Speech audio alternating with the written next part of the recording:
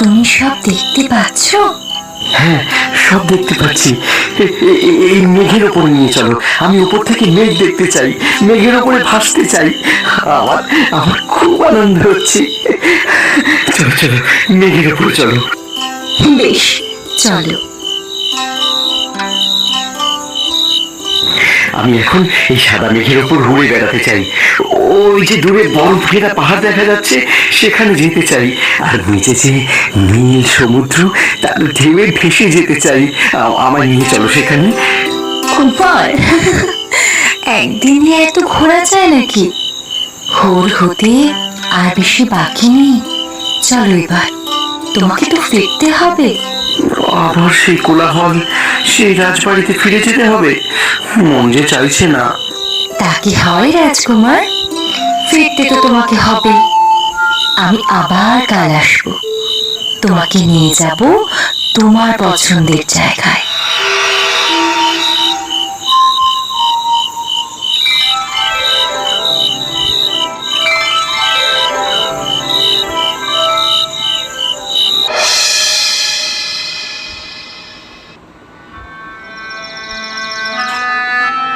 বাবা নীলকুমার, কিছুদিন ধরে দেখছি খুবই মনমরা হয়ে আছিস। তোর সামনে রাজ্যাভিষেক, পিতার কাছ থেকে সব বুঝে শুনে নিবি। তাছাড়া তোর জন্য আমরা নানা দেশে পাত্রীর খোঁজ নিচ্ছি। এই সময় কোথায় তুই হাসি খুশি থাকবি তা নয়, কি এত চিন্তা করিস? রাতে ভালো করে ঘুম হয়তো? হ্যাঁ, মানে ওই আর কি। কি হয়েছে তোর? মা, বাবাকে বলো আর কিছুদিন অনুষ্ঠান পিছিয়ে দিতে। আমার এখন এসব ভালো লাগছে না। আমি একটু নিজের মতো থাকতে চাই আরো কিছুদিন। কেন রে, তোর কি হয়েছে?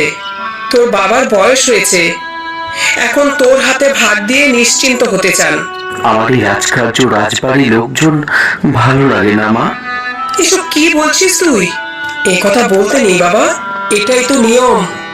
তুমি বুঝতে পারবে না, আমার আরো কিছুদিন নিজের মতো থাকতে দাও। বুঝবো না? কি এমন হয়েছে রে?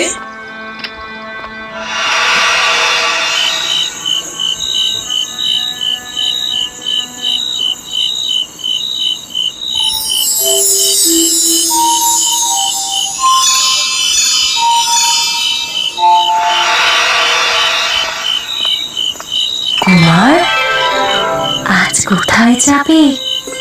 আজ চাঁদের আলো সমুদ্র দেখবো।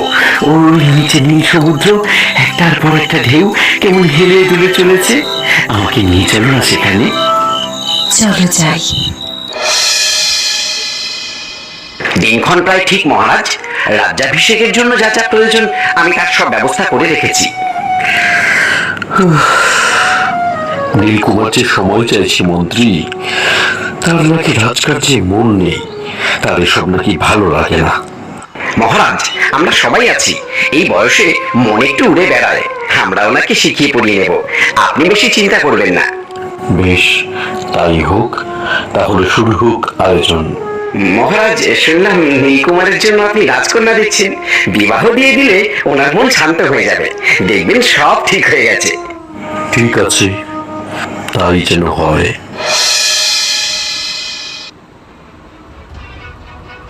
ওঠ বাবা, কখন সকাল হয়েছে, এখনো ঘুমোচ্ছিস? এ কি, কোনো সাড়া দিচ্ছিস না কেন? ওঠ ওঠ। ওগো, কে কোথায় আছো গো? এদিকে এসো না। নীলকুমার কোনো সাড়া দিচ্ছে না। ওগো, কে আছো? কি হয়েছে রাজকুমারের, কি হয়েছে দেখি, সরো। রাজবাড়িতে শোকের ছায়া নেমে এলো। রাজা ঘোষণা করলেন, বরকন্দাজ পাঠিয়ে গোটা রাজ্যে রাজসভা বন্ধ থাকবে অনির্দিষ্টকালের জন্য। আর রাজকুমারের এই অসুখ যে ভালো করে দিতে পারবে, সে নগদ 1,000,000 স্বর্ণ মুদ্রা পাবে।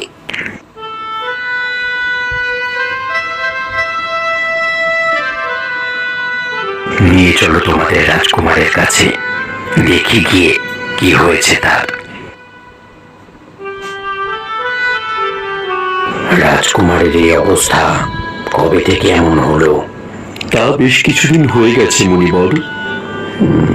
রাজকুমারের মাথার কাছে বা দেহের ওপরে অন্য কিছু কি ছিল?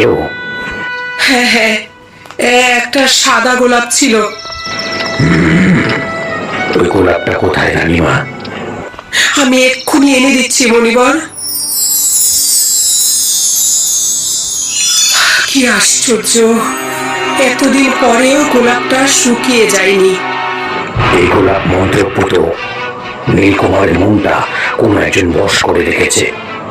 আমি এখন ধ্যানে বসবো, তখনই বুঝতে পারবো যে আপনাদের পুত্রের মন কোথায় আছে এখন।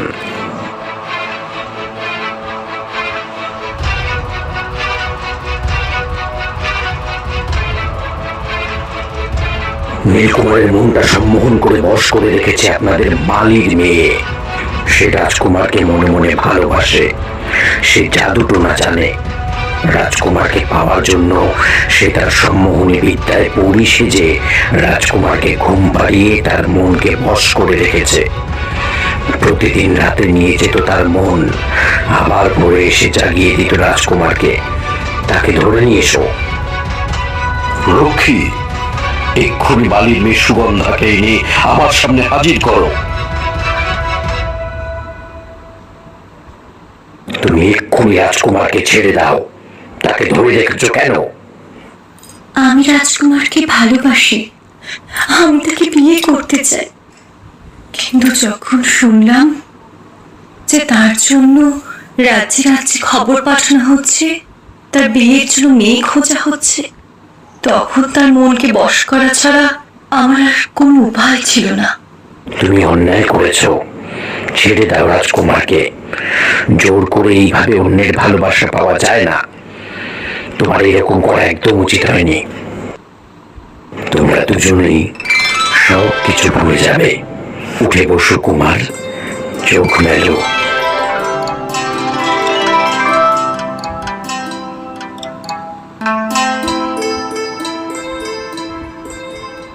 আপনার ঋণ আমি কোনোদিন শোধ করতে পারবো না। আমার ছেলে আবার ফিরে এসেছে। কেউ শঙ্খ বাজাও, উলু দাও।